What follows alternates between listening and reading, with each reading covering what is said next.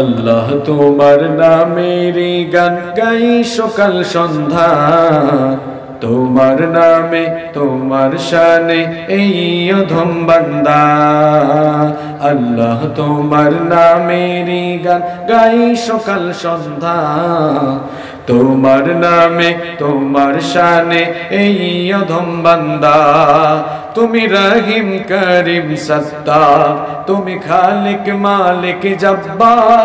তুমি রহিম করিম সত্তার, তুমি খালিক মালিক জব্বার। সবই তোমার দয়া প্রভু, সবই তোমার দয়া প্রভু, সবই তোমার ক্ষমতা। আল্লাহ তোমার নামেরই গান গাই সকাল সন্ধ্যা, তোমার নামে তোমার শানে এই অধম বান্দা। আল্লাহ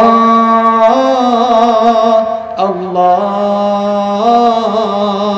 আল্লাহ আল্লাহ।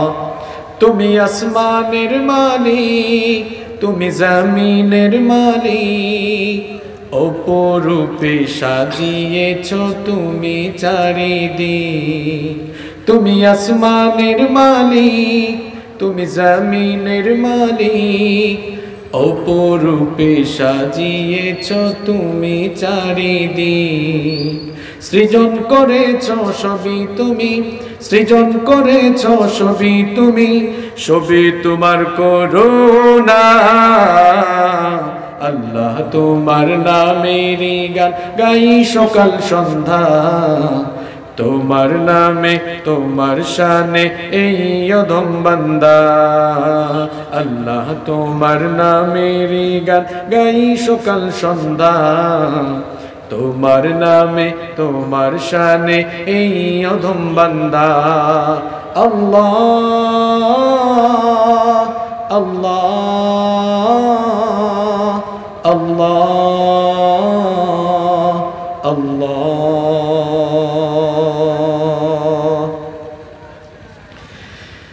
বাংলাদেশের ঐতিহ্যবাহী জেলা হবিগঞ্জ জেলার নবীগঞ্জ উপজেলার অন্তর্গত 10 নং দেবপাড়া ইউনিয়ন পরিষদের অন্তর্গত উত্তর দেবপাড়া জামে মসজিদের উদ্যোগে আয়োজিত আজকের এই 27তম বার্ষিক ইসলামী মহাসম্মেলনের সমাপনী অধিবেশনের মুহতারাম শ্রদ্ধাভাজন সভাপতি বিশিষ্ট আলেমে দ্বীন হযরত মাওলানা আব্দুল কুদ্দুস সাহেব আতালাল্লাহু আমরাহু ওয়া বারাকাল্লাহু ফি হায়াতিহি, আমরা সবাই বলি আমিন। মাহফিলে আরো সভাপতিত্ব করেছেন উত্তর দেবপাড়া জামে মসজিদের সম্মানিত পেশ ইমাম ও খতিব হযরত মাওলানা আসাদ খান সাহেব হাফিজাহুল্লাহ ওয়া রাআহ। আল্লাহ তাআলা সভাপতিদ্বয় উভয়কে কবুল করুন, উভয়ের ইজ্জত সম্মান বাড়িয়ে দেন। আজীবন আল্লাহ তাআলা ওনাদেরকে দ্বীনের খেদমত করে যাওয়ার তৌফিক দান করেন, আমরা সবাই বলি আমিন। এতক্ষণ খুব সুললিত কণ্ঠে আপনাদেরকে ইসলামী সঙ্গীত শুনিয়েছেন বিশিষ্ট ইসলামী সঙ্গীত শিল্পী জনাব ওবায়দুল্লাহ তারেক। আল্লাহ তাআলা আমার প্রিয় ভাইয়ের কণ্ঠের মধ্যে আরো বারাকা দান করেন। আজকের মাহফিলে বক্তব্য রেখেছেন বিশিষ্ট আলেমে দ্বীন, বিশিষ্ট ইসলামী চিন্তাবিদ ও শিক্ষাবিদ, ঐতিহ্যবাহী বালিধারা মাদ্রাসা এর সম্মানিত প্রিন্সিপাল হযরত মাওলানা শেখ হাফিজ আসজাদ আহমদ সাহেব হাফিজাহুল্লাহ ওয়া রাআহ। আরও বক্তব্য রেখেছেন আমাদের সিলেটবাসীর রত্ন, ঐতিহ্যবাহী ঝিঙ্গাবাড়ি কামিল মাদ্রাসার মুহতারাম প্রিন্সিপাল আমার উস্তাদ সমতুল্য আলেমে দ্বীন ফদিলাতুশ শেখ হাফিজুর রহমান হাফিজাহুল্লাহ ওয়া রাআহ।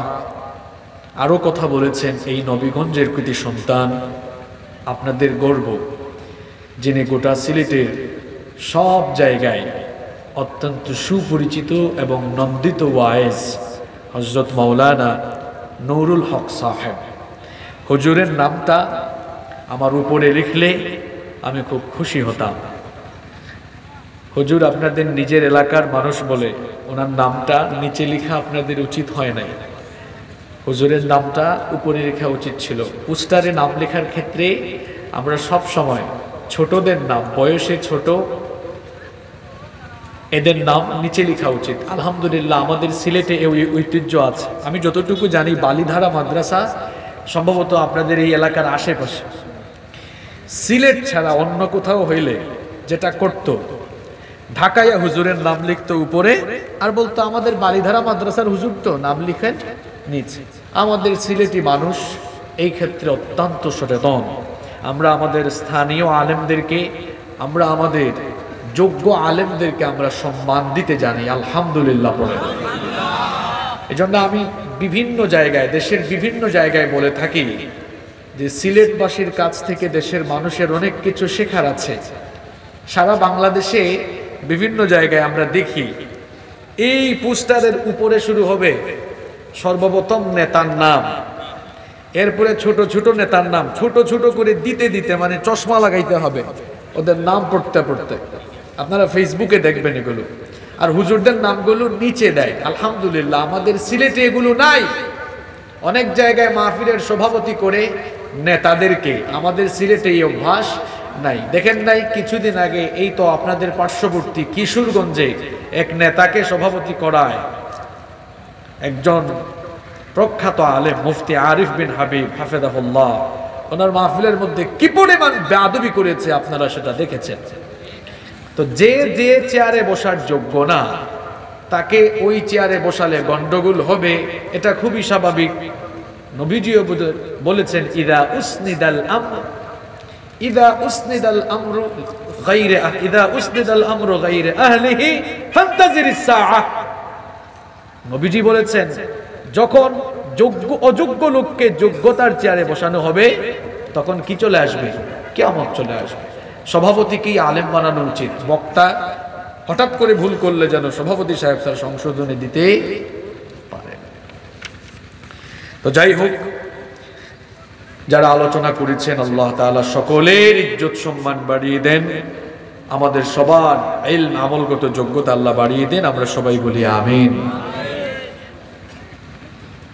মাহফিলের মঞ্চে বসা আসমানের তারকা সমতুল্য শ্রদ্ধাভাজন উলামায়ে কেরাম এসেছেন, বিভিন্ন মাদ্রাসার সম্মানিত আসাতিজায়ে কেরাম এসেছেন, বিভিন্ন মসজিদের সম্মানিত খতিব এবং ইমাম সাহেব বৃন্দ, আমার সামনে বসা পিতৃতুল্য সম্মানিত মুরব্বিয়ানে আযম, যুগে যুগে আল্লাহর জমিনে আল্লাহর দ্বীন প্রতিষ্ঠার জন্য যারা সবচাইতে বেশি অগ্রণী ভূমিকা পালন করেছেন, আমার কলিজার টুকরা প্রিয় যুবক এবং তরুণ ভাইরা, স্কুল, কলেজ, ইউনিভার্সিটি এবং বিভিন্ন মাদ্রাসায় পড়ুয়া আমার প্রাণ প্রিয় মেধাবী ছাত্র ভাইয়েরা, পর্দার আড়াল থেকে শ্রবণরতা সম্মানিতা মা এবং বোনেরা, প্রাণ প্রিয় উত্তর দেবপাড়া তথা নবীগঞ্জ প্রিয় হবিগঞ্জবাসী, আপনারা সব বালা আসেননি?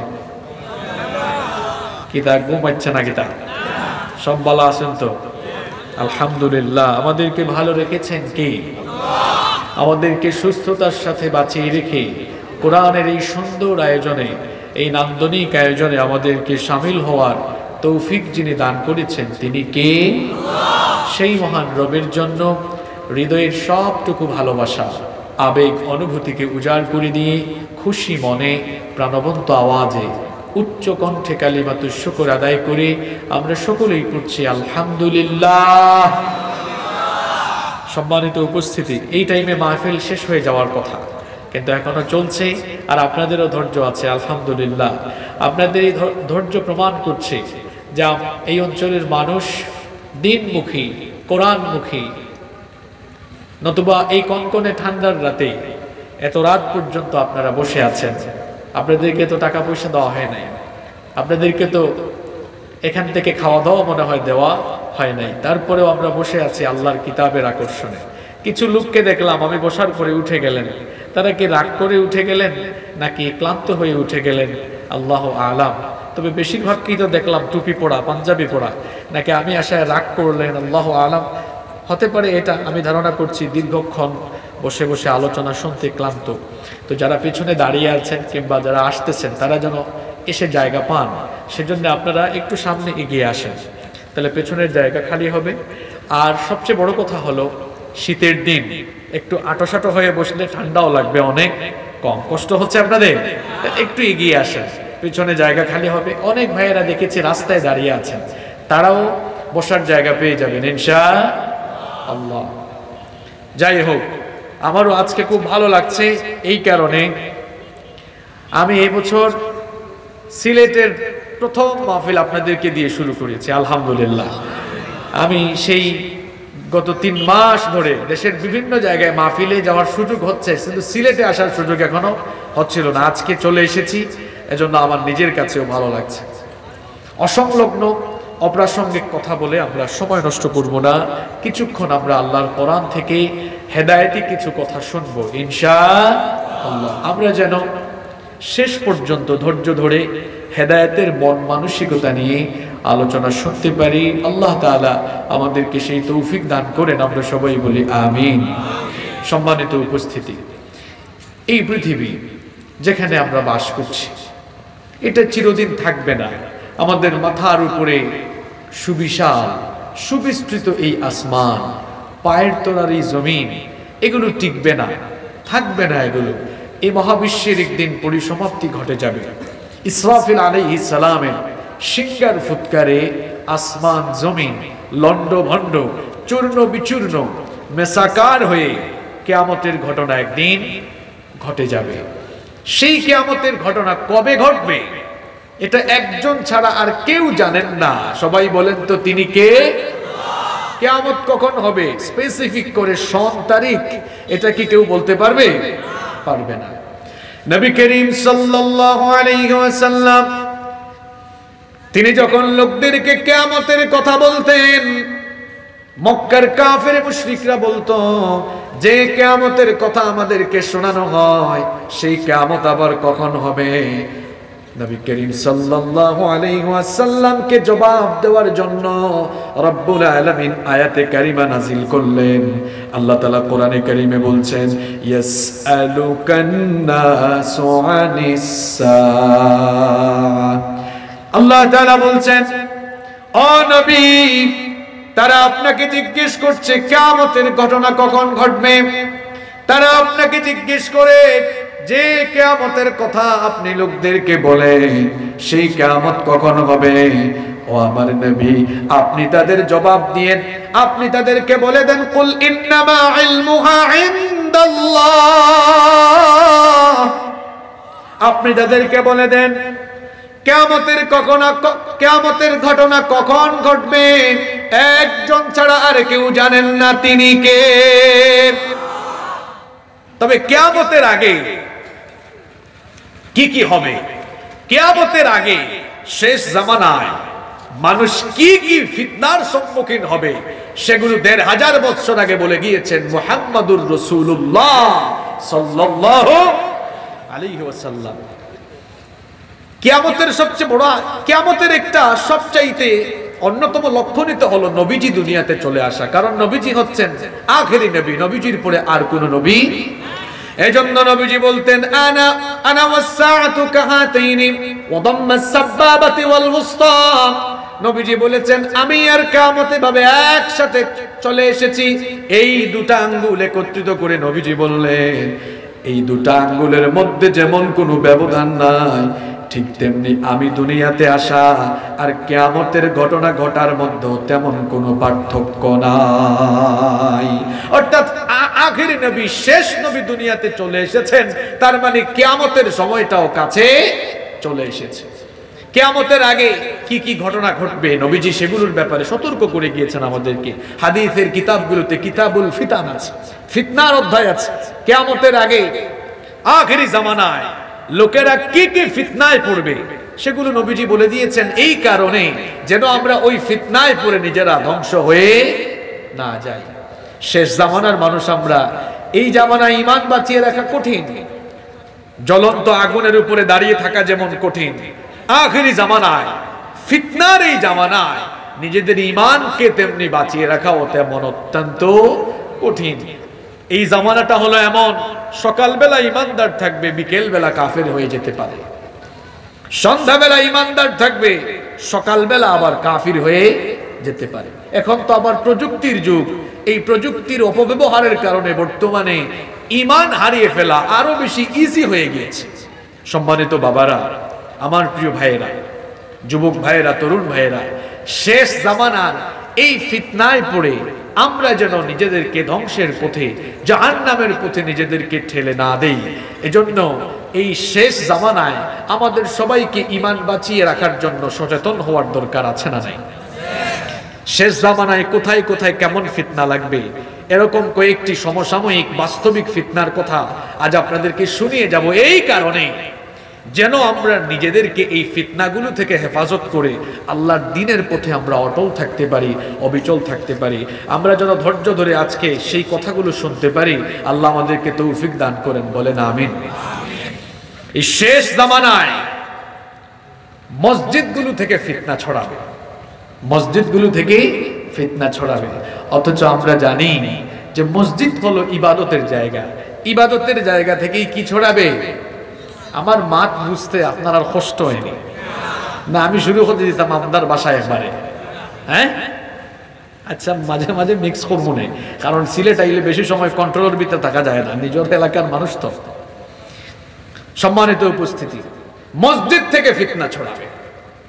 শেষ জামানায় মানুষেরা মসজিদ নিয়ে গর্ববোধ করবে, বাহ্যিকভাবে মসজিদগুলোকে সুন্দর করবে, কিন্তু মসজিদগুলো বাহির দিয়ে ফিটফাট হলেও মসজিদের ভেতরের কার্যক্রম আর মুসল্লিদের অবস্থা হয়ে যাবে সদরঘাটের মতো। কি রকম অবস্থা হবে?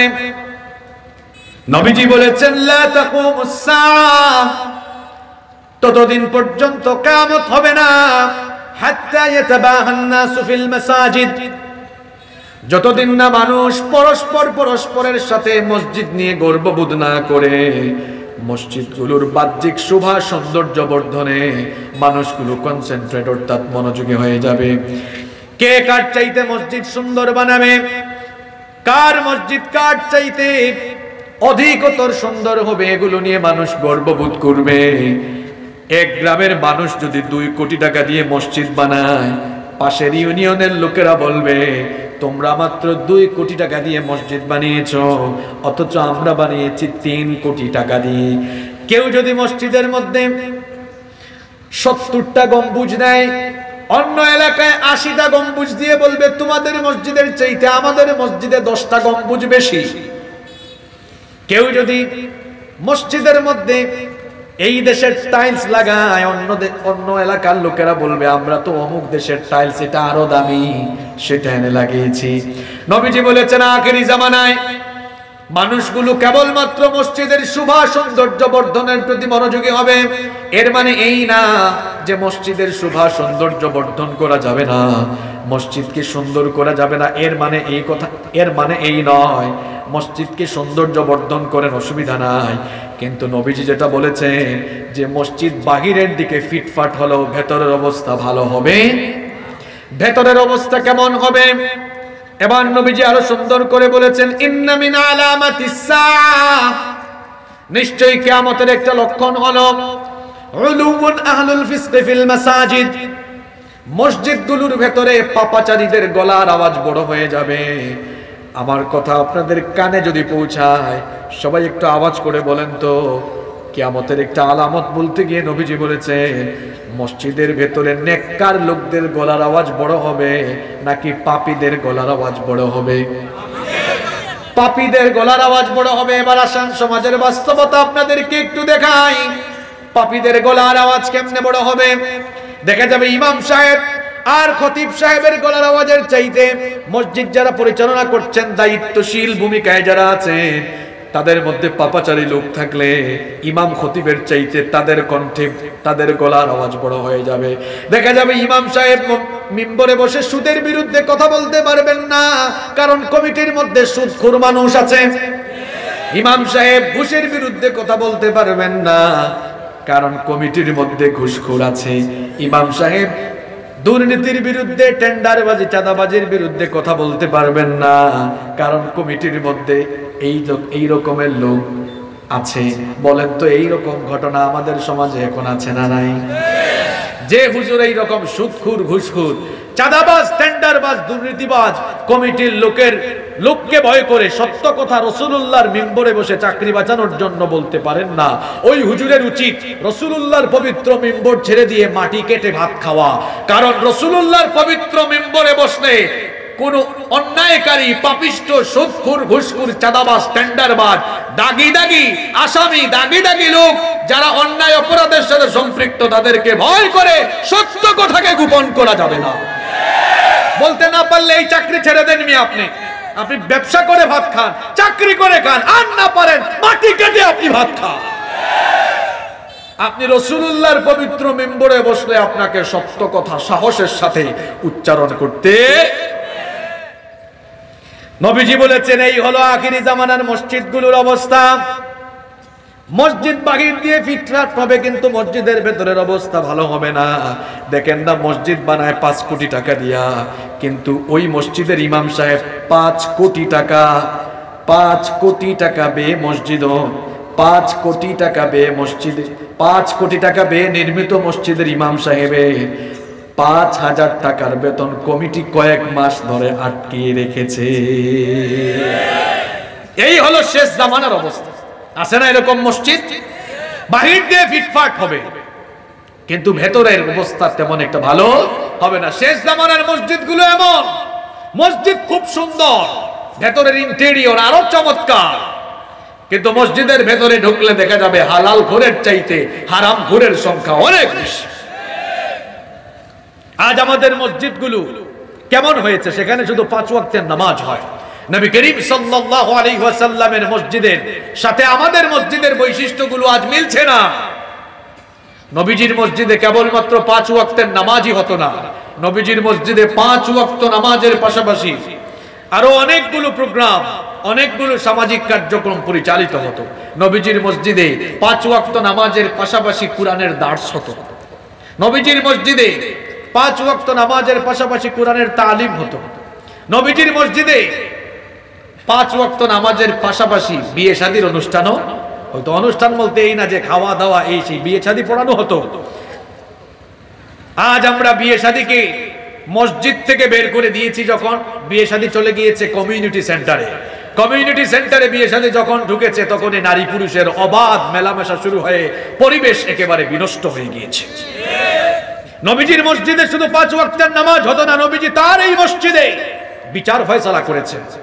এই মসজিদে নবীজি সামাজিক কাজ করেছেন। শুধু তাই নয়, এই মসজিদ থেকে নবীজি মদিনার রাষ্ট্রকেও পরিচালনা করেছেন। এখন আমরা কি করছি?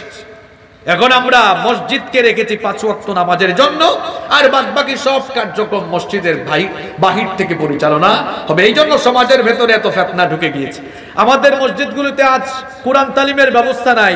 যদি আমাদের মসজিদগুলোতে কোরআন শিক্ষার ব্যবস্থা থাকতো, তাহলে যে সকল বাবারা, যে সকল ভাইয়েরা কোরআন এখনো শুদ্ধ করে পড়তে পারেননি, তারা এই সুযোগটা কাজে লাগাতে পারতেন। মসজিদে কোরআন তালিমের ব্যবস্থা থাকলে, অথবা কোরআন শিক্ষার ব্যবস্থা থাকলে, দেখা যেত বাবারা, ভাইয়েরা মসজিদে কোরআনটা শুদ্ধ করে শেখার সুযোগ পাইতেন। ঠিক না? এই যে বৎসরে একটা মাহফিল হইল, এর চাইতে আরো বেশি ভালো হবে যদি আমাদের মসজিদগুলোতে আমরা 15 দিনে একবার অথবা মাসেও যদি একবার ইসলাহি মাহফিল অথবা দারসুল কোরআন, দারসুল হাদিস, হাদিসের দর্স, কোরআনের দর্স যদি আমরা চালু করতে পারি। আমাদের আশেপাশে তো মাদ্রাসার অভাব নাই। শুধু কি ঢাকা থেকে হুজুর আনতে হবে? আশেপাশে কত শাইখুল হাদিস আছেন, কত বড় বড় মুফতি সাহেব আছেন, কত বড় বড় মুহাদ্দিস সাহেব আছেন। উনাদেরকে এনে যদি আমরা মসজিদের মধ্যে মাসে অন্তত 2 বার একবার ইসলাহি মাহফিল অথবা দর্সের আয়োজন করতে পারতাম, আমার মনে হয় সমাজ আরো বেশি সুন্দর হতো, মানুষের ঈমানটা আরো বেশি শানিত হতো। ঠিক না? এই প্রোগ্রামগুলো আমাদের মসজিদে নাই। রাসূলুল্লাহর মসজিদে আহলুস সুফফা ছিলেন, রাসূলুল্লাহর মসজিদে কোরআনের দর্স হতো, হাদিসের দর্স হতো। আমাদের মসজিদগুলোতে এগুলা নাই। অবশ্য করবেও বা কেমনে? পরিবেশও তো ভালো না। কারণ মসজিদে 8-10 জন বসে কোরআনের কথা বললে বাহির থেকে আবার কেউ কেউ এখানে নাশকতা আর জঙ্গিবাদের গন্ধ খুঁজে। কোরআন হাদিসের আলোচনাকে যারা নাশকতা আর জঙ্গিবাদের প্রোগ্রাম বানায়, আল্লাহর এই জমিনে তাদের চাইতে বড় সন্ত্রাস আর কেউ হতে পারে না। আমরা এই মসজিদ থেকে আরো কত ভালো ভালো কাজ করতে পারতাম। শোনেন, আমরা তো সেগুলো করি না। শুধু কোরআন তালিম, কোরআন শিক্ষা কেন্দ্র আর দর্শের জায়গা নয়, এই মসজিদ থেকে আমরা আরো অনেক সামাজিক কাজও করতে পারতাম। আমরা তো চাইলে মসজিদ থেকে মাঝে মাঝে আমরা এতিমদের বিবাহ প্রকল্প নামে অন্তত বছরে 2বার 3বার এরকম একটা প্রকল্প হাতে নিয়ে মসজিদ থেকে এই কাজগুলো আমরা করতে পারতাম না? পারতাম। এতিমদের প্রতি অনেকের খোঁজ খবরও নাই। তবে আলহামদুলিল্লাহ এদেশের উলামা মাশায়েখ যারা আছেন তারা হচ্ছেন মানবতার জন্য অন্যতম শ্রেষ্ঠ দৃষ্টান্ত। দেখেন, আপনাদেরকে একটা প্রশ্ন করি, কষ্ট হচ্ছে আপনাদের? কিতা খারাপ লাগেননি? তোরা সিলেটি মাতিলাই হোকা সাইন কোন কলেজও কোন স্কুলও আপনারা এতিমখানা দেখছেননি? মাতৌকা একটু জোরে খাওয়া লাগবে নই কান। কোন স্কুলে এতিমখানা আসেনি? কোন মাদ্রাসাতে কলেজও এতিমখানা আসেনি? কোন ভার্সিটিতে এতিমখানা আসেনি? কিন্তু আমার দেশের কমি মাদ্রাসাত, আমার দেশের বৌতালিয়া মাদ্রাসাত এতিমখানা আসেনি? মাতৌকা আরো জোরে হোকা আসেনি? কিছু কিছু লোক আছে এরা কয় হুজুর হলে কিতা কররা সমাজর লাগি, মানে তারা তুকাইয়া ফান না। এরা মনে করেন হুজুর হলে খালি ঘরের ভিতরে হামাইয়া, মানুষের ঘর হামাইয়া খালি দাওয়াতু খাইরা, সমাজর লাগি দেশর লাগি তারা কিতা আর অবদান রাখরা। তা আমি তারা কই ইতায় চৌকর মাঝে লাগাই দিছ রঙিন চশমা, দেখরা না হুজুর হলে কিতা কররা, ব্যাককলর দল হল। তোমরা যে টিভি চ্যানেলে বইয়া হুজুর হলর বালা কাম দেখো না, তোমরার কলেজ আর তোমরার ভার্সিটি তোমরা তো এখনো পর্যন্ত একটা এতিমখানা বানাইতে পারলায় না। অথচ আমার দেশের হুজুর হলে, কমি মাদ্রাসার হুজুর হলে, আলিয়া মাদ্রাসার হুজুর হলে এতিমখানা বানাইয়া ইনো এতিম হলরে ফিরিলি থাকা খাওয়া পড়াশোনার ব্যবস্থা করে দিনা। ঠিক আছে নি কথা? ঠিক আছে নি কথা? ইসলাম হইছে মানবতার ধর্ম, মানবতার উজ্জ্বল দৃষ্টান্ত হইল ইসলাম। তারা দেখে না যে হুজুর হলে কিতা কররা। আপনারা দেখেন, ইয়াতিম যারা, এদেরকে যদি সমাজের লোকেরা না দেখে, সমাজের লোকেরা যদি এতিমদের প্রতি সহনশীল না হয়, তাহলে তো এই এতিম বাচ্চাগুলো ছোটবেলা থেকেই সমাজের প্রতি বিদ্বেষ নিয়ে, সমাজের লোকদের প্রতি এক ধরনের প্রতিহিংসা রেখে সে বেড়ে উঠবে। কিরকম? দরুকা তুমি রে বাবা রাগ করো না, তোমার এদি বুঝাই আর কি। মনে করো কেউ ফুয়া এতিম, রাগ করো না তুমি, এতিম ফুয়া। এখন এই সমাজের কেউ তারে দেখলা না, এই সমাজের কেউ তারে বাস্তব উদাহরণ দেখায়, দেখলা না। সে খই খাইতো, কুনানো ফটতো, তার খাওয়া দাওয়া আসেনি, পোশাক আশাক আসেনি, ইটা আপনারাও দেখলাম না, আমিও দেখলাম না, কেউ দেখলাম না। তাইলে হোকা চাই ই সমাজের মানুষের প্রতি তার ভালোবাসা জন্মাইব না ঘৃণা জন্মাইব? মাতুক আপনারা, ঘৃণা জন্মাইব। শুধু তাই নাই, ই সমাজের মানুষ যারা তারা দেখলো না, এরার প্রতি তার এমন বিদ্বেষ থাকবো, এ সুযোগ পাইলে ইটা মানুষের খুন করবো। কারণ এ সমাজের মানুষ তো তারে দেখছে না। ঠিক না কথা? এজন্য এই সকল আমরা যদি এতিমদেরকে দেখাশোনা না করতাম, এরা ছোটবেলা থেকেই এক ধরনের বিদ্বেষ নিয়ে বড় হতো এবং এরাই সন্ত্রাসী হতো, খুনি হতো। এদেশের আলেমরা যেটা করলেন, ইয়াতিমখানা খুললেন, সেখানে ইয়াতিম ছাত্রদের ব্যবস্থা করে দিলেন। নবীজি বলেছেন, আনা ওয়াকাফিলুল ইয়াতীম, আনা ওয়াকাফিলুল ইয়াতীম ফিল জান্নাতি কাহাতাইনি। নবীজি বলেছেন, আমি আর ইয়াতিমের লালনকারী, ইয়াতিমের লালন পালনকারী, এই দুইজন কিয়ামতে একসাথে এভাবে জান্নাতে থাকবো। সুবহানাল্লাহ। তো যারা এতিম আছে, আমি বলছিলাম এতিম অনেক মেয়েরা আছে, অনেক ছেলেরা আছে বিয়ে শাদী করতে পারছে না। আমরা মাঝে মাঝে মসজিদ থেকে, মসজিদ কমিটি থেকে উদ্যোগ নিতে পারতাম যে সমাজের সবাইকে নিয়ে আমরা এতিমদের বিবাহ ব্যবস্থা চালু করি। এরকম অনেক সামাজিক কাজ, ভালো কাজ আমরা মসজিদ থেকে করতে পারি। তো এই মসজিদগুলো যেন ফিতনার জায়গা না হয়, মসজিদগুলো যেন আবার আস্তে আমিন নিয়ে, জুড়ে আমিন নিয়ে, তারপরে মোনাজাত নিয়ে ঠেলাঠেলি, এগুলো যেন না হয়। দেখুন, ইসলাম এটা এমন একটা জায়গা, ইসলাম এটি এমন একটি জীবন ব্যবস্থা, এর মধ্যে ঐক্যের সৌন্দর্য যদি ফুটে না উঠে, তাহলে আমরা কখনো মাথা উঁচু করে দাঁড়াতে পারবো না। তোরা একটু কঠিন কথা কইলে রাগ করবানি, আপনারা মাতৌকা রাগ করবানি। এখন আমরা সামান্য সামান্য বিষয় লিয়া হুজুরে যে ঠেলাঠেলি আর গুতাগুতি আরম্ভ করছি, ইতার ফলাফল কিন্তু বালা হইতো না। আর আমরা যদি হৃদয়ের মাঝে সংকীর্ণতা রাখি যে আমি কৌমিত ফুটছি, আমি কৌমির হুজুর, আমিও সবটা জানি আর কেউ জানে না, আর আলিয়ার যে পড়ছে হে যদি মনে করে আমি তো আরবি উরবি ইংরেজি সকল তো জানাইছে, আমার চেয়ে বালা আর কেউ না, ইলা যদি আমরা পার্টি ভাগ হইয়া যাই তে হৌকা চাই এটা আমরার লাগি বালা হইব না দিন দিন আমরা অবনতির দিকে যাইব? বালা করি বুঝাই। সবার হাতে যদি এখন একটা লাঠি দেই, একটা লাঠি বাঙ্গা সুজা হইব না কঠিন হইব? মাতুন না কেন আপনারা? সুজা, একদম ইজি। এখন যদি সবার হাতে 100টা লাঠি দেই, 100জনের হাতে 100টা ভাঙতে পারবানি? কুতাকুতি আরম্ভ হইব। কি বুঝাতে চাইলাম? আপনি হুজুর আলাদা, আমি হুজুর আলাদা। এই আমি হুজুর আপনি হুজুর আলাদা আলাদা থাকলে ইসলাম বিরোধীরা যখন যারে ধরবে মেরুদণ্ড ভেঙে দিবে। আর আমি হুজুর আপনি হুজুর আলাদা নয়, একসাথে থাকলে 100 লাঠিকে যেমন ভেঙে দেওয়া কঠিন, ঠিক তেমনি সব হুজুর একসাথে থাকলে এই দেশে নাস্তিক মুরতাদরা তাদের জন্য ইসলামের বিরুদ্ধে কথা বলাও কঠিন হয়ে যাবে। বুঝলে বালা, না বুঝলে আরো মাইর আছে সামনে। কথা বুঝছেন নেই? বুঝলে বালা, না বুঝলে মাইর আরো সামনে। কেউ ভাবে না আমরা উপরে মাইর তো না, আই তো নাই। এখন চলবো বাগর উপরে, বাদে চলবো বাঘটাকে হুরু হুরু যারা তারা উপরে। কথা বুঝছেন নি? বাদের সিরিয়াল আপনার, বাদের সিরিয়াল কার? বুঝা দরকার। আল্লাহ আমরা রে হেদায়াত দান করুকা, আরো আস্তে কোকা আমিন। ঐক্যের দরকার আছে না নাই? দেখো কা, আমি আজকে চরম একটা সত্য কথা কইয়া যাই, রাগ করবো না তো আপনারা। আমরার দেশও দেখছি দুইটা দল আছে, আওয়ামী লীগ আর বিএনপি।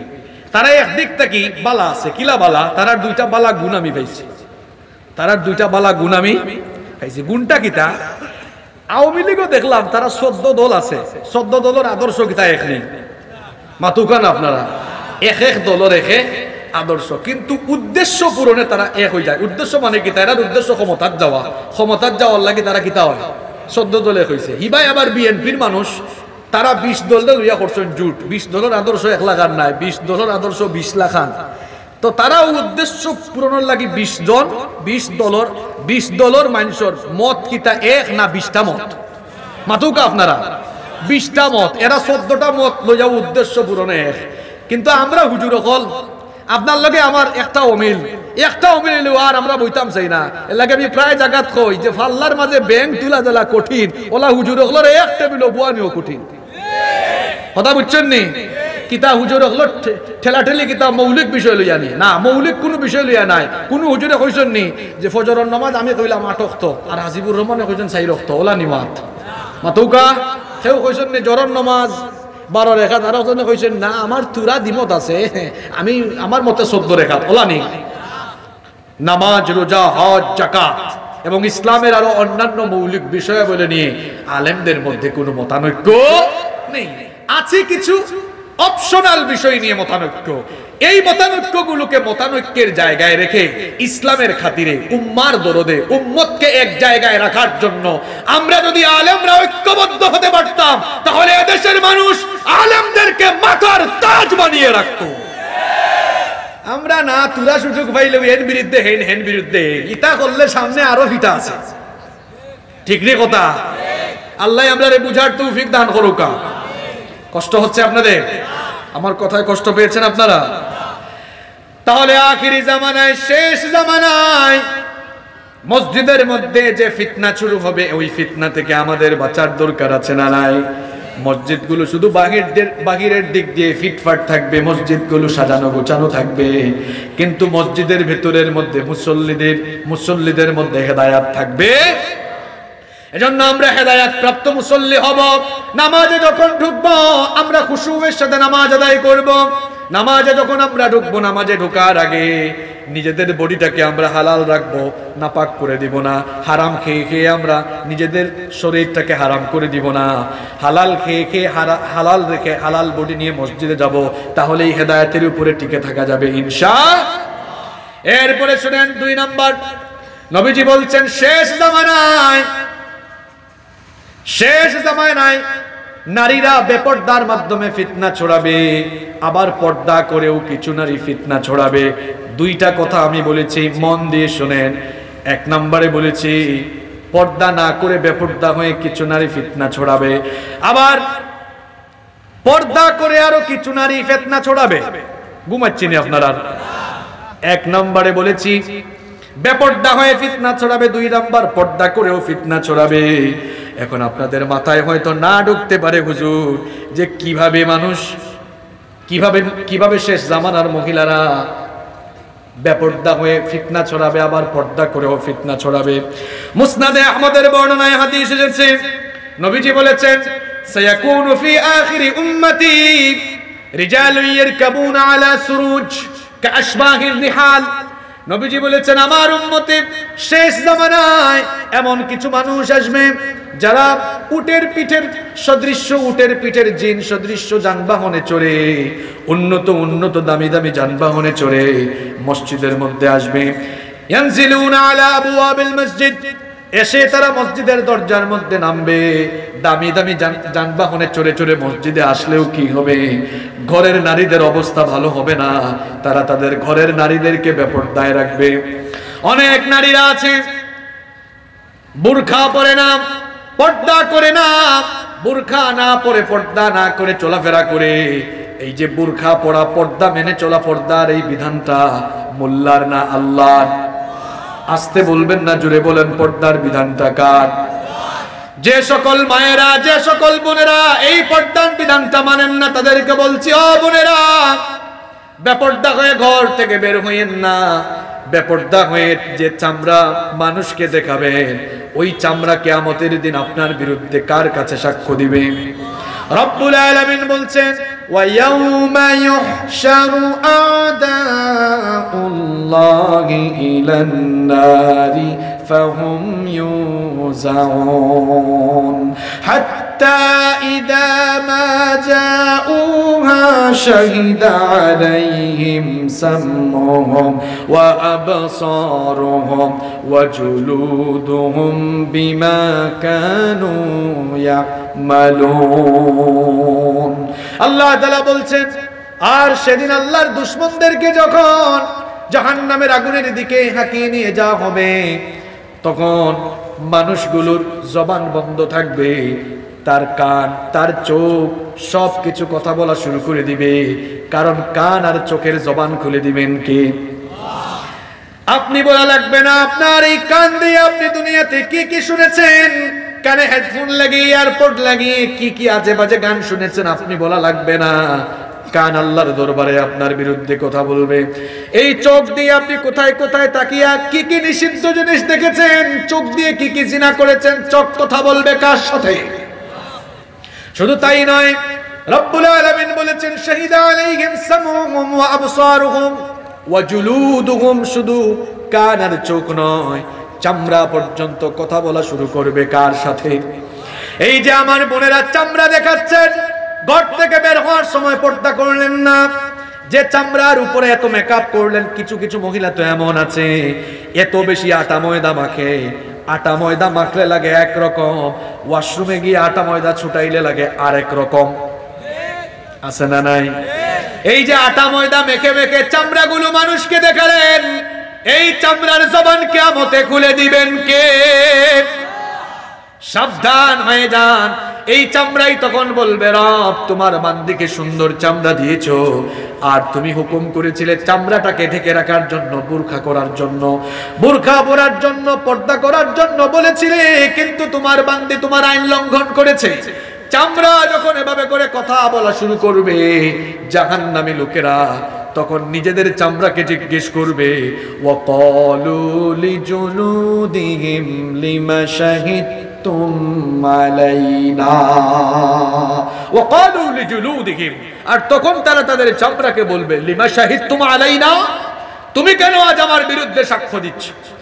এই যে চামড়া, এটার উপরে শীতের দিনে আপনি অলিভ অয়েল লাগান, এই চামড়ার মধ্যে আপনি দামি দামি ব্র্যান্ডের লোশন লাগান, যেই চামড়া ওয়াশরুমে ঢুকলে এত ঢলাঢলি ঘষাঘষি করে, এই চামড়াকে কথা বলার যোগ্যতা দিবেন কে?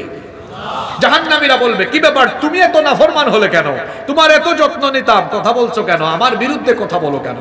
যখন লোকেরা চামড়াকে জিজ্ঞেস করবে, কেন কথা বলছো, চামড়ার জবান খুলে দিবেন কে? চামড়া বলবে, আনতাকানাল্লাহুল্লাযী আনতাকা কুল্লা শাই, যিনি জবান শক্তিদাতা, বাক শক্তিদাতা, তিনি আজ আমার জবান খুলে দিয়েছেন, তোমার কুকর্ম যেন আমি ফাঁস করে দিতে পারি।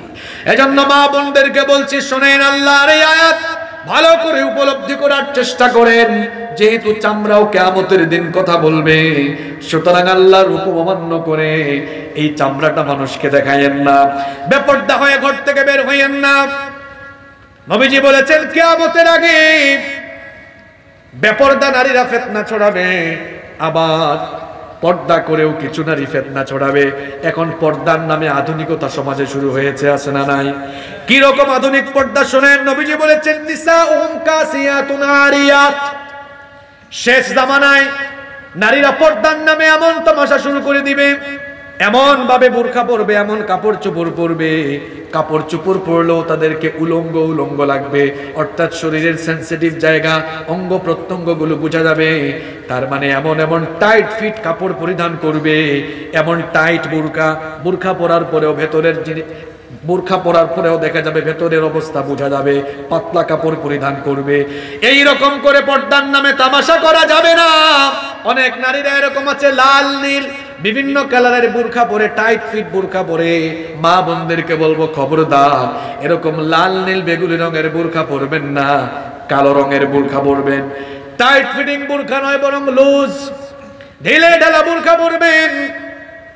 আবার পর্দার নামে তামাশা করে আধুনিক সমাজে কিছু নারীরা আছে বোরকা পরছে, ঠিক আছে, আমি জানি না আপনাদের নবীগঞ্জে আছে কিনা, কিন্তু বিভিন্ন এলাকায় এমন ফিতনাবাজ মহিলা আছে, ফিতনাটা কেমনে লাগায় দেখেন। বোরকা পরেছে, বোরকা পরার পরে নিকাব লাগায় না, বোরকা পরার পরে ফেসের মধ্যে একটা মেকআপ মারে, লিপস্টিক লাগায়, তারপরে স্টাইল করে হিজাব বাঁধে, আছে না নাই?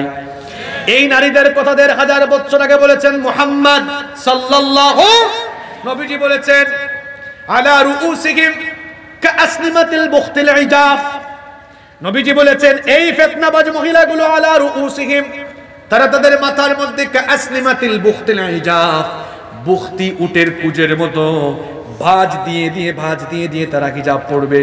দেখবেন সমাজে এরকম ফিতনাবাজ কিছু মহিলা বের হয়ে গিয়েছে, যারা উটের কুজের মতো ভাঁজ দিয়ে দিয়ে হিজাব পড়ে, আছে না নাই? এক এলাকায় চুরি ডাকাতি বেড়ে গেছে। চুরি ডাকাতি থেকে বাঁচার জন্য এক লোক তার বাড়ির দরজা ঠিক মতো সিটকারি লাগিয়েছে, দরজাটা ভালো করে টাইট করে লাগিয়েছে, কিন্তু জানালা খোলা রেখেছে। বলেন তো, দরজা বন্ধ করে জানালা খোলা রেখে চুরির থেকে কি 100 ভাগ হেফাজতে থাকা যাবে নাকি? দরজা বন্ধ করে জানালা খোলা রাখলে যেমন চুরির সম্ভাবনা থেকে যায়, ঠিক তেমনি ভাবে বোরকা পরে মুখটা খোলা রাখার পরেও ফিতনা ছড়ানোর সম্ভাবনা থেকে যায়। এজন্য মুখটাকে ঢেকে রাখতে হবে। আল্লাহ বলেছেন নারীরা মাথার উপরে এমন একটা চাদর দাও যাতে করে বক্ষদেশ পর্যন্ত সেটা আবৃত হয়ে যায়। কিন্তু এই ধরনের স্টাইলিশ হিজাব বের হয়েছে, বিয়ে শাদীতে এগুলো বেশি দেখা যায়। মহিলারা বোরকা টোরকা পরে তারপরে স্টাইল করে হিজাব বাঁধে, আশকারা মাস্কারা লিপস্টিক কত কিছু লাগায় যায়। আচ্ছা, অবিবাহিত যুবক যারা যারা বিয়া করছো না, দেখি তোমরা খোসাই, যারা মিসকিন রইছো, মিসকিন হইলাম ও করতে, যেহেতু বিয়া শাদী করছো না, একলা একলা রইছো আর কি। আচ্ছা, খোসান ভাই হল যারা বিয়া শাদী করছো না, কিন্তু আমি একটা ভাই হলে না আসেন হইছেন নি, দেখি খজন আসেন, দেখি আত্মীয় লোক আছেন, বিয়া শাদী করছেন হইছেন না। আচ্ছা, কজন আসেন হাত নামাউকা। আল্লাহ সবর তাড়াতাড়ি বিয়া করার আর উত্তম স্ত্রী নেককার জীবন সঙ্গী পাওয়ার তৌফিক দান করুক, হোক আমিন। আচ্ছা, মাথাও গেছেন আপনারা? হ্যাঁ, এক অবিবাহিত ভাই কিংবা মেয়ে দেখতে গেছে, কোনো ভাইয়ে মেয়ে দেখাত গেছে। এখন যদি মেয়ে কিংবা মেয়ের মা বাপে কইন যে হনো আমরার ফুরির আত দেখতাই পারবাই, চুলও দেখতাই পারবাই, পাওয়ার ফাতাও দেখতাই পারবাই, কিন্তু মুখ দেখানে যেত নাই, মানবনি মাতৌকা না। মানুষে কিতা দেখে গিয়া বিয়ার সময় ফুয়াই তো ফুরির গিয়া কিতা দেখবো, মুখও তো দেখবো। বাংলাদেশের রাজধানীর নাম হইল ঢাকা, আর আমরার ই শরীরের রাজধানীর নাম হইল মুখ। কারণ মুখটা কেউ মায়া শুরু হয়, আকর্ষণ শুরু হয়, এর লাগে তো মুখ দেখা লাগবো। আপনি বোরকা বললা ঠিক আছে, কিন্তু মুখ গুলা রাখি দিলা, এটা পরিপূর্ণ পর্দা হইতো। নবীজি বলেছেন ইলআনুহুন্না, নবীজি বলেছেন আলা রুউসিহিম কাসনিমাতিল বুখতিল ইজাফ। এরকম পর্দা যে সকল নারীরা করে, ইলআনুহুন্না, তোমরা এদেরকে লানত দাও, কারণ এরা লানত প্রাপ্ত অভিশপ্ত মহিলা। আমাদের ঘরে যেন এইরকম নারী না হয়। অনেক মানুষ তো এমন আছে 5 ওয়াক্ত নামাজে আসে, একদম সামনের কাতারে থাকে, কিন্তু তার ঘরের বউ তার ঘরের মেয়েরা পর্দা করে না। এরকম আছে না নাই? কিছু মানুষ তো কিছু ব্যাককল এমনও আছে, বউরে পর্দা উর্দা করায় না, বাড়ি থেকে বারোই গেছে বউরে এমন অবস্থায় লইয়া যে ফেট ফিট স্টেডিয়ামও লাগান মানুষে দেখরা আর কি, স্টেডিয়ামও দিলা মানুষে দর্শক হলে খেলা দেখেন, ওলা বউ লইয়া বাড়াই গেল, মানুষে খালি দেখরা আর আফসোস করলা। এক ব্যাককল ওলা বাড়াইছিল বউরে লইয়া বাড়ি থেকে, এলাকার কিছু হুরু হুরু বাইয়ান ছোট ছোট বাইয়ান তখন নানি ভাইয়া কইছে ভাই লগে খেয়ে হয় চিন্তত নানি ই তোর বাবে কয় ওয়াও। আর একটু সামনে গেছে আর ছোট ভাই ভাই ই খে কইছিস না তোর বাবে হয় উফ। আর একটু সামনে আগবে গেছে আর তোর যে কইছে ভাই হয় তোর বাবে কয় ইস হেভি লাগে। আরো সামনে গেছে মানুষকে দেখরাও খালি জিকাইল কি ভাই খে কইছিস না তোর বাবে হয় উফ জুস লাগে।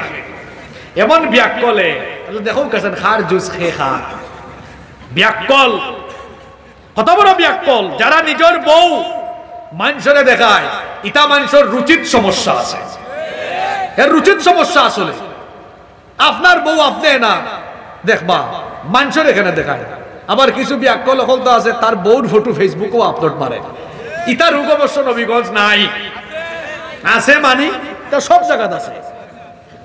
এমনকি নয়া ফিতনা বাড়াইছে জামাই বউ যাইরা হজ যাওয়ার সময় কইরা আমরা যাইরাম কি উমরাত হজ দোয়া করবো আপনার লাগে, ছবি একটা মারি দিলাম আছে নিলা। হ্যাঁ এখন হোকা ফেসবুক এটা পাবলিক সাইট না পার্সোনাল সাইট? তো পাবলিক সাইট, আপনি কোনো পোস্ট দিলে ছবি দিলে এটা খালি আপনি একলা দেখবা না সারাই দেখবা? সবে দেখবা। আপনার বউ তো আপনার দেলাইলে আপনি পাবলিক সাইটও চাইরা বুঝা যার বউ আর আপনার রয়েছে না, আপনার বউরে আপনি পাবলিক জনগণের সম্পদ বানাইলেছেন। আপনার লেখান বেহায়া বেশরম নির্লজ্জ মানুষ দুনিয়ায় তার নাই। আল্লাহ ইলাখান বেহায়া হলরে হেদায়াত দান করুক। রাগ করছেন না আমার কথায়? দাইয়ুস কোনদিন আল্লাহর জান্নাতে ঢুকবে না। একজন নারী বেপরদা থাকার পেছনে চারজন লোক দায়ী, চারজন পুরুষ দায়ী। জোরে বলেন কয়জন? আমরা এখানে যারা আছি এই চার শ্রেণীর বাহিরে কেউ নাই। একজন মহিলা বেপরদা থাকার পেছনে চারজন পুরুষ দায়ী। যেমন এক নাম্বার পিতা, বাবা যদি ভালো না হন বাবার মেয়েগুলো বেপরদা হয়ে যায়।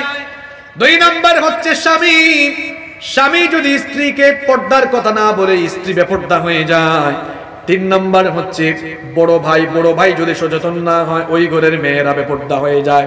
চার নাম্বার হচ্ছে বড় ছেলে, বড় ছেলেটাও যদি সচেতন না হয় দেখা যাবে ঘরের মহিলারা বেপরদা হয়ে যাবে। স্বামী, পিতা, বড় ভাই, বড় ছেলে, এই চার শ্রেণীর ভিতরে তো আমরা সবাই মোটামুটি আছি। সুতরাং আপনি যদি আপনার ঘরের মহিলাদেরকে পর্দা করান না, 5 ওয়াক্ত নামাজে আসেন, তাহাজ্জুদ পড়েন, এমনকি যদি হজ করে আল হাজ কিংবা হাজী সাহেব হয়ে যান, মহিলাদেরকে বেপরদায় রাখলে এই বেপরদা রাখার কারণে কিয়ামতের দিন জাহান্নামে যাওয়া লাগতে পারে। এজন্য নিজের ঘরের মহিলাদেরকে পর্দায় রাখতে হবে। এই আখিরি জামানার ফিতনা, পর্দার নামে ফিতনা, পর্দার নামে তামাশা আর বেপরদার ফিতনা, এই দুই ফিতনা থেকে আমাদের ঘরে মহিলাদেরকে বাঁচানোর দরকার আছে না নাই? আমরা যখন পর্দার কথা বলি, এদেশের নারী প্রগতিশীল যারা তারা বলে এই মোল্লারা পর্দার কথা বলে বলে নারী প্রগতির পথে বাধা হয়ে দাঁড়ালো। আমিও সব সময় বলি শিয়াল সব সময় মুরগির স্বাধীনতা চায়। শিয়াল যেমন সব সময় মুরগির স্বাধীনতা চায়, ঠিক তেমনি ভাবে চরিত্রহীন লোকেরা তারাও নারীদেরকে সব সময় বেপরদা অবস্থায় তাদের চোখের সামনে দেখতে চায়।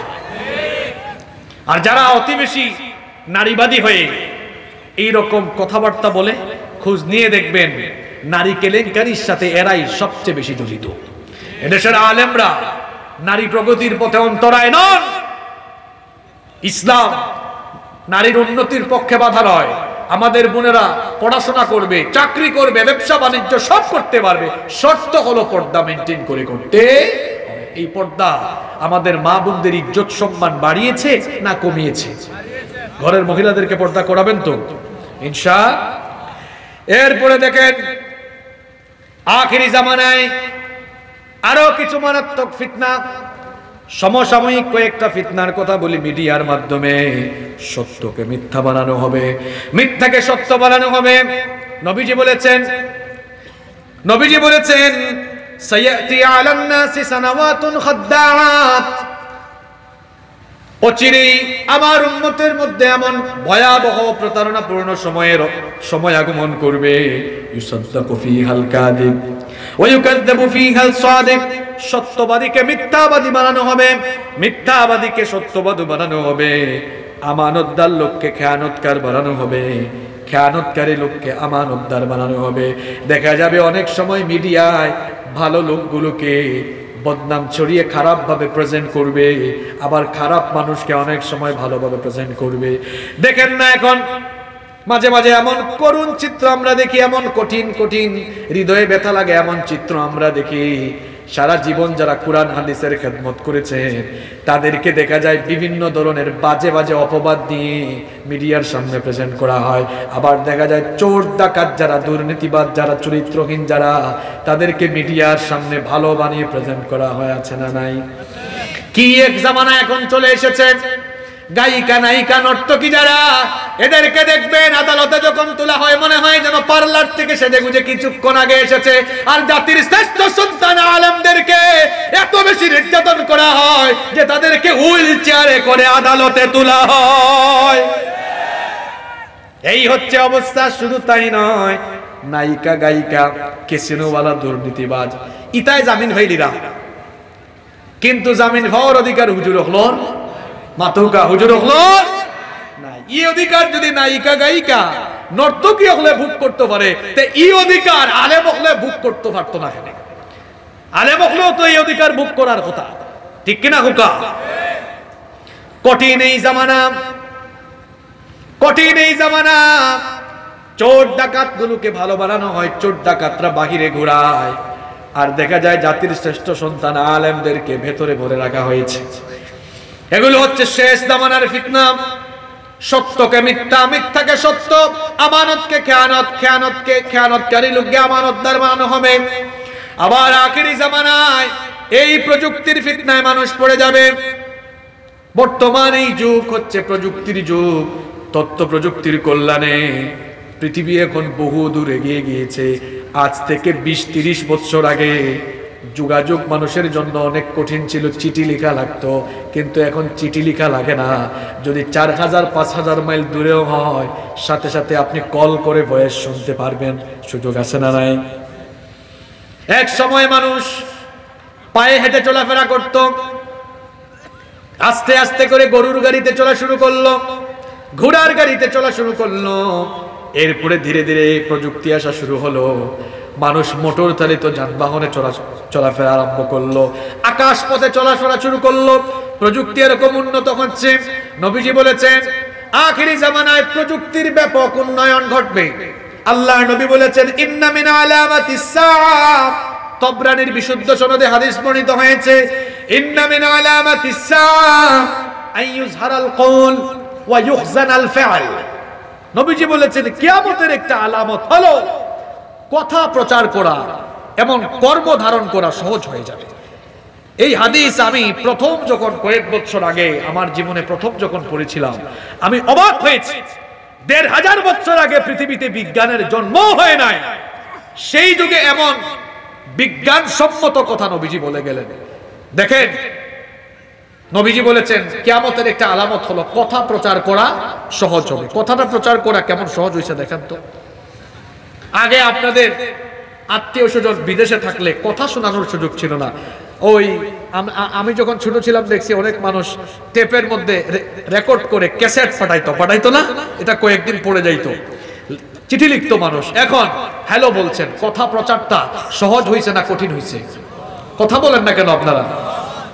মনে করেন আপনার এলাকায় এমন একটা ঘটনা ঘটে গেছে, এটা বাংলাদেশের মানুষকে জানানো দরকার। 30-35 বছর আগে জানাইতে হইলে কি করা লাগতো? ঢাকায় গিয়ে বাংলাদেশ বেতারে অথবা বাংলাদেশ টেলিভিশনে এটা আপনি বলতে হতো। এখন আর এত দূরে যাওয়া লাগে?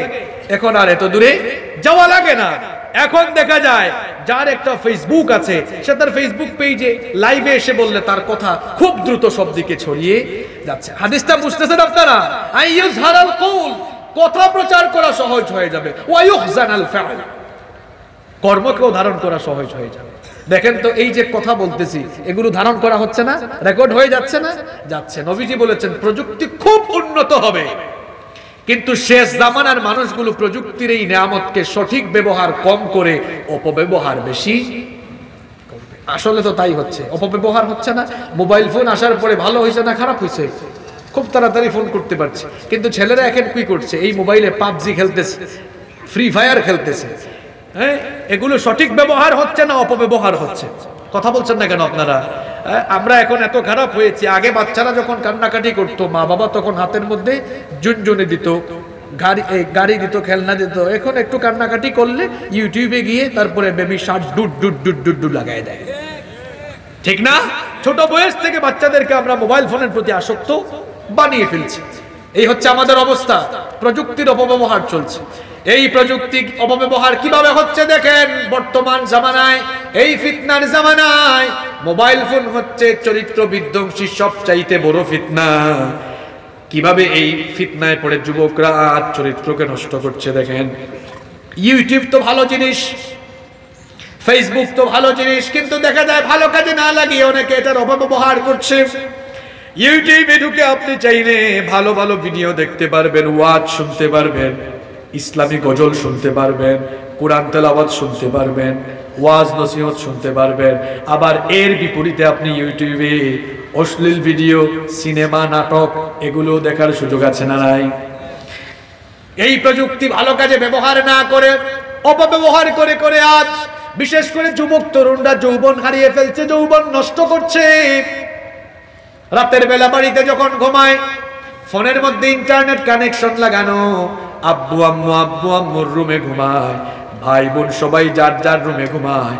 যুবক ভাবছে আমি তো এখন আমার রুমে একা আছি, এখন আমি যা মন চাই ইউটিউবে ঢুকে আমার ইচ্ছা মতো যে কোনো ভিডিও দেখতে পারি, নাটক দেখতে পারি, সিনেমা দেখতে পারি, গান দেখতে পারি, শুনতে পারি। আবার যুবক তরুণ ভাইয়েরা, সবাইকে উদ্দেশ্য করে বলছি শুনেন, এই যে অন্ধকার রুমে দরজা লাগিয়ে দিয়ে আব্বু আম্মুর চোখ, ভাই বোনদের চক্ষুকে ফাঁকি দিয়ে আপনি এই অশ্লীল জিনিস, বাজে জিনিস দেখছেন। কেউ যদি নাও দেখে, একজন তো সব দেখছেন, তিনি কে? আল্লাহকে ফাঁকি দিতে পারবেন? জোরে বলেন, আল্লাহকে ফাঁকি দিতে পারবে? যুবক তরুণ ভাইয়েরা, ছাত্র ভাইয়েরা, শোনো, আল্লাহকে ভয় করো ভাই। চোখের জিনা করো না, কানের জিনা ছেড়ে দাও, আল্লাহকে ভয় করো। কেউ না দেখলেও আমাদের সকল কার্যকলাপ একজন পর্যবেক্ষণ করছেন। আওয়াজ করে বলেন, তিনি কে? খবরদার ভাইয়েরা, খবরদার, এই প্রযুক্তিকে অপব্যবহার করবেন না। এখন এই প্রযুক্তির অপব্যবহার শুরু হয়েছে। ছোট ছোট ছেলে মেয়েরা টিকটক বানাচ্ছে, টিকটকের রোগে আক্রান্ত। আর এদেরকে আক্রান্ত বানাইছেন তো আপনারা, যারা বাবারা আছেন তারা। এই ছোট ছোট ছেলে মেয়েদের হাতে আপনারা ফোন দিয়েছেন কেন? কিছুদিন আগে এক জায়গায় মাহফিলে গেলাম, একজন বলতেছে, হুজুর আমার মেয়েটা ক্লাস 8-এ A+ পেয়েছে, খুশি হয়েছে আমি, এজন্য তাকে আমি আইফোন গিফট করে দিয়েছি। বলছি ভালোই করছেন, কিছুদিন পরে আপনাকে জামাই গিফট করে দিবে। এত ছোট ছোট ছেলে মেয়েদের হাতে মোবাইল তুলে দিয়েছেন কেন আপনারা? নিজের ছেলে মেয়েদের প্রতি দায়িত্বশীল হন, সচেতন হন। বাচ্চারা কি করছে একটু মনোযোগী হন, একটু নজর দেন। এই যে বেশ কিছু ফিতনার কথা বললাম, এই ফিতনাগুলো সমাজে চলমান। এই ফিতনা থেকে নিজেদেরকে বাঁচান, নিজেদের পরিবারকে বাঁচান। আখিরি জামানায় ঈমান বাঁচিয়ে রাখা অনেক কঠিন হবে। বিশেষ করে পরিবারের প্রতি মনোযোগী হন, ছেলে মেয়েদের প্রতি দায়িত্বশীল হন। ছেলে মেয়েরা কোথায় যাচ্ছে, কার সাথে মিশছে, কি করছে, এগুলো খেয়াল রাখুন। নিজের পরিবারে গুনাহের নিজের ফ্যামিলিতে, পরিবারে গুনাহের, পাপের সমস্ত উপকরণ দূরে ঠেলে দেন। পাপের উপকরণ, গুনার উপকরণ গুলো দূরে ঠেলে দেন।